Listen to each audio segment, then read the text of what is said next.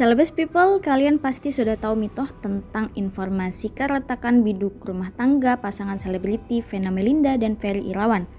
Iyalah tahu kalau gosip soal artis, pasti Celebes people tidak mau ketinggalan toh.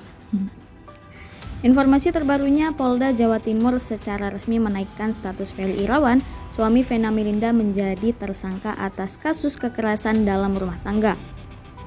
Jadi Ferry ini ditetapkan sebagai tersangka setelah tim penyidik melakukan olah TKP dan gelar perkara. Dari hasil olah TKP, tim penyidik telah mengamankan beberapa barang bukti seperti spray dan handuk yang ada bercak darahnya sampai ada bekas darahnya, Celebes people. Ngeri-ngeri sedap juga ini Ferry di. Tidak ada kapok-kapoknya. Padahal dulu kan pisah sama istrinya juga karena kasus KDRT.